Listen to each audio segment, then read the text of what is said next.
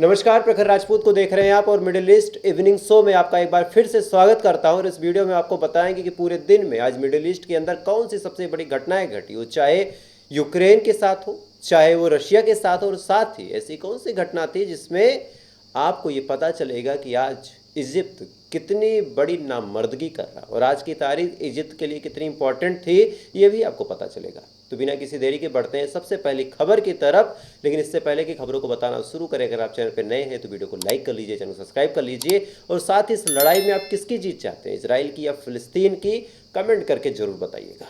तो बिना किसी देरी के बढ़ते हैं पहली खबर की तरफ। और इससे पहले कि आज की ताज़ा तरीन खबरें आपको बताऊं, आपको एक इतिहास बताता हूं, और साथ ही आज की तारीख मिस्र के लिए, इजिप्ट के लिए कितनी इंपॉर्टेंट थी, लेकिन इसके बावजूद इजिप्ट आज भी खामोश है।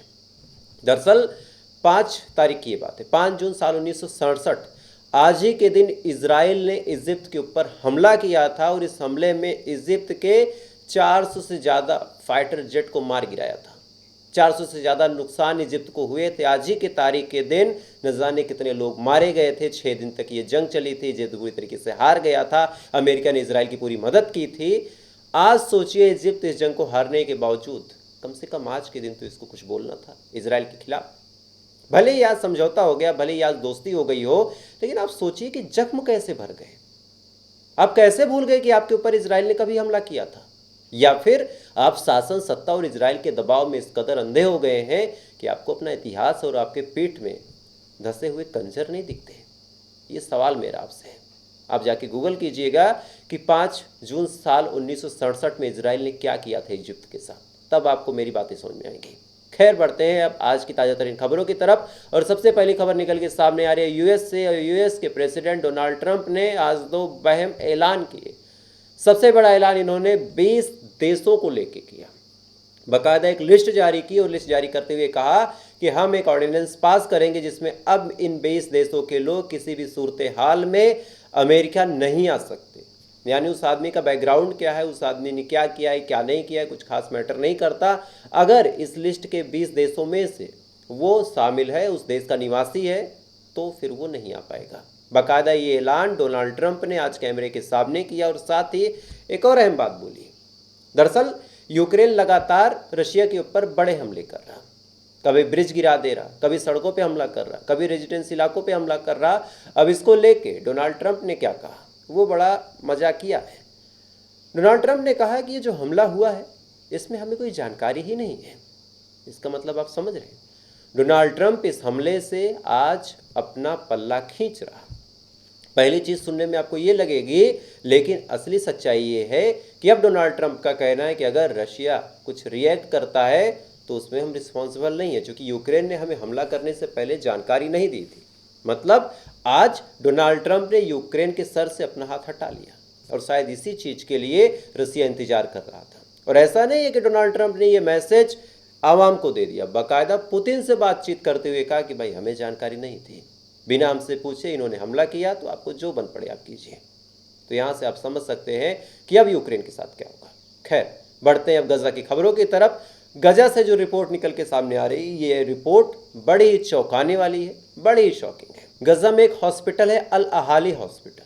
आज आईडीएफ ने इस अल अहाली हॉस्पिटल के ऊपर बड़ा हमला करके कम से कम 30 लोगों की जान ले ली। अफसोसनाक बात यह है कि इस 30 आदमियों की संख्या में 3 जर्नलिस्ट थे, 3 पत्रकार थे, जो वहाँ पर रिपोर्टिंग करने गए थे कि क्या हाल है गजा के। जैसे इजराइल को ये बात पता चलती है कि वहाँ पे कुछ पत्रकार गए हैं, आज इजराइल ने उस पर हमला किया और कम से कम 30 लोगों को मार दिया। और इससे भी दुख भरी बात यह है कि अब ये हॉस्पिटल वजूद में नहीं है। इस हॉस्पिटल पे एयर स्ट्राइक कर दी गई, हॉस्पिटल को तबाह कर दिया गया। यानी 30 को तो डायरेक्टली मारा गया, लेकिन जो लोग बीमार हैं, जिनको कोई दिक्कत है, कोई परेशानी है, एक चीज़ आप जानिए, हॉस्पिटल कोई अपनी मर्जी से नहीं जाता, कोई खुश होकर हॉस्पिटल नहीं जाता, बड़ी मजबूरी में जाता है। आपको भी कोई दिक्कत होती होगी, आप भी छोटी मोटी दवाई लेके खा लेते होंगे। हॉस्पिटल आप तभी दिखाने जाते होंगे जब आपको समस्याएं ज़्यादा हो। तो आज समस्याएं जिनको ज़्यादा होंगी वो कहाँ जाएंगे, ये सवाल बड़ा रहेगा। लेकिन इजराइल के लिए ऐसे सवालों का क्या मतलब। खैर, बढ़ते हैं अगली खबर की तरफ। और अगली खबर आपको एक सर्वे की बताऊँगा। ये सर्वे वेस्टर्न मीडिया का है, हालांकि जी न्यूज़ ने इसको पब्लिश किया। और इसमें क्या बताया है, इसमें बताया गया है कि दुनिया के जो सबसे खुश देश हैं जहाँ के लोग सबसे ज़्यादा खुश हैं, सबसे ज़्यादा सुकून में, सबसे ज़्यादा आराम में है, उसमें पहले नंबर पे फिनलैंड है और 5वें नंबर पे इजराइल है और भारत 100 नंबर के पीछे है। ज़रा आप सोच के देखिए, as a Hindustani, as a Indian, आप सोच के देखिए कि क्या आपके हाल इजराइल के लोगों से बेकार है? क्या इजराइल के लोगों से आप बदतर ज़िंदगी जी रहे हैं? और चलिए मान लीजिए 1% की हम जी रहे हैं, तो इजराइल ऐसी कौन सी ज़िंदगी जी रहा है, इजराइल के लोग ऐसी कौन सी ज़िंदगी जी रहे हैं कि उनका रैंक 5वें पे है? आए दिन यमन से मिसाइलें आती हैं, आए दिन हमास मिसाइलें दाग देता है, कुछ टाइम पहले हिजबुल्ला दागता था, तो वो लोग खुश थे। ये होता है वेस्टर्न मीडिया का प्रोपोगेंडा। आप सोच के देखिए कि ऐसी ऐसी लिस्ट ये निकालते हैं हम लोगों को नीचा दिखाने के लिए, अपने लोगों को ऊपर करने के लिए, कि इजराइल 5वें पे है और भारत का स्थान 100 से नीचे। अरे भाई, हम इजरायलियों से बहुत ज़्यादा खुश हैं। हाँ, हमारी आपसी कुछ लड़ाई है, थोड़ी सी गरीबी है, लेकिन हम इतने दुखी नहीं हैं। हर आम आदमी 2 जून की रोटी खा लेता है, आप अपना देख लीजिए।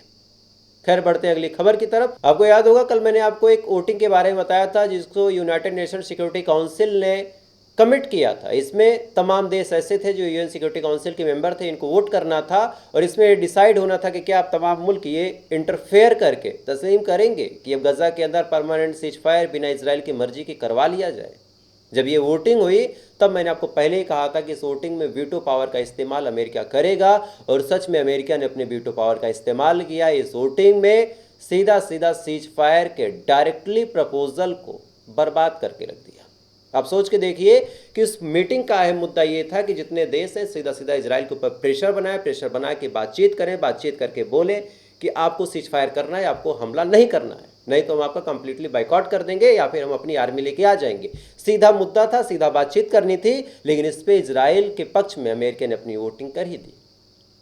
ये नहीं कहा कि जंग चलनी चाहिए, लेकिन अमेरिका ने कहा कि अभी हम इस पर विचार कर रहे हैं। दोनों देश के अपने अलग मुद्दे हैं, दोनों देशों के मुद्दों को बिना समझे हम परमानेंट सीज फायर की बात नहीं कर सकते। अमेरिका ने ये बात बोल दी, इजराइल को मौका मिल गया और जंग लगातार जारी है। आज पता चलता है कि अमेरिका ने किया क्या है और यही वजह है कि आज यूएन के स्पोक पर्सन ने साफ कहा कि गजा के अंदर जो भी मदद पहुंच रही है, मदद के बदले अमेरिका और इजराइल का प्लान है कि वहां पे मौत बांटी जाए। और ये बातें कोई हवा में ये लोग नहीं बोलते हैं, इन बातों में सच्चाइयाँ होती हैं, इन बातों में दर्द छिपा होता है और ऐसे दर्द को समझना पड़ेगा कि लोग मदद करने के लिए आगे आना तो चाहते हैं, लेकिन जो मदद करना चाहते हैं उनको भी रोका जाता है। ऐसा नहीं है कि एक खामोश है, एक मदद कर रहा तो जो खामोश है खामोश है, जो मदद करना चाह रहा है उसके भी रास्ते में अड़ंगा डालने का, टांग अड़ाने का काम अमेरिका और इजराइल के लोग कर रहे हैं। खैर, बढ़ते अगली खबर की तरफ। इजराइल से एक बड़ी अजीबोगरीब रिपोर्ट निकल के सामने आ रही है कि इस समय इजराइल में एक सर्वे हुआ है और जिसमें इजराइल के लोगों से पूछा गया कि क्या आप फिर से इलेक्शन चाहते हैं। 57% से ज़्यादा लोग हैं जो इलेक्शन चाहते हैं, यानी इनका मन है कि नेतन्याहू की सरकार अब चली जाए और जानबूझ के नेतन्याहू इस जंग को इसीलिए लंबा खींच रहा है कि इलेक्शन ना हो, देश में इमरजेंसी जैसे हालात बने रहे, देश में ऐसे हालात बने रहे कि कोई भी इलेक्शन के बारे में ना सोचे। लेकिन आज 57% लोग ऐसे हैं। एक चैनल 12 जिसने ये रिसर्च करवाया था, ये सर्वे करवाया था वोटिंग के माध्यम से, हालांकि वोटिंग ऑनलाइन थी, फ़ोन कॉल से थी, उसमें 57% लोग ऐसे थे जिन्होंने वोट इस पक्ष में किया कि गजा की हालात को देखते हुए फिर से चुनाव कराया जाए, परमानेंट सीज फायर हो और जंग को रोक दिया जाए। लेकिन अब इजराइल नहीं चाहता, इजराइल की बात छोड़ दीजिए, नेतन्याहू की सरकार नहीं चाहती कि ऐसा कुछ हो। चूँकि ऐसा कुछ होगा तो ऑब्वियस सी बात है सरकार गिर भी सकती है। और आपको ये बात अब खूब पता होगी अगर आप भारत के हैं या पाकिस्तान के हैं कि सत्ता में बने रहने के लिए पड़ोसी मुल्कों से जंग कितनी ज़रूरी है। ये बात इशारों में आप समझ जाइएगा। खैर, तो आज की ये मेजर अपडेट थी। ज़्यादा कोई खबर तो मैं आज आपको नहीं बताया, लेकिन हाँ कुछ सर्वे थे और कुछ फैक्ट थे, जैसे 1967 की वो जंग जिसमें मिस्र के ऊपर सीधा हमला इजराइल ने किया था, लेकिन इसके बावजूद आज भी इस दिन को इजिप्ट याद तक नहीं करना चाहता। और साथ ही गजा में खाने के नाम पे कैसे मौत बांटी जा रही है, आए दिन ये बात सुन रहे हैं। और कैसे यूएन ने जो मीटिंग बैठाई थी उसमें अमेरिका ने अपने वीटो पावर का यूज़ करके फिर से जंग को जारी रखने का इशारा दे दिया। वहीं डोनाल्ड ट्रंप का बड़ा ऐलान कि 20 ऐसे देश होंगे जहां के लोग किसी भी सूरत हाल में, उनके अंदर कितनी भी काबिलियत हो, कितनी भी मानसिक क्षमता हो, वो कितने भी योग्य हों, कितने भी शांति प्रिय हों, किसी भी सूरत हाल में अमेरिका नहीं आ सकते। और इसके पीछे जो इन्होंने वजह बताई वो वजह बड़ी सिंपल से थी कि कुछ टाइम पहले एक सिरफिरे ने प्रो इजरायलियों के ऊपर पेट्रोल बम से हमला कर दिया था। तो ऐसे हमलों से बचने के लिए इन्होंने ऐसा फैसला लिया। खैर, तो आज की ये बड़ी खबरें थी। इन खबरों के बारे में आपकी क्या राय है कमेंट कीजिएगा, और ऐसी वीडियो देखने के लिए आप सब्सक्राइब कर सकते हैं। थोड़ी देर बाद फिर मुलाकात होगी इजराइल, फिलिस्तीन, लेबनान सहित पूरी दुनिया की खबरों के साथ। तब तक आप अच्छे रहिए, खुश रहिए, ऊपर वाला हिफाजत करें।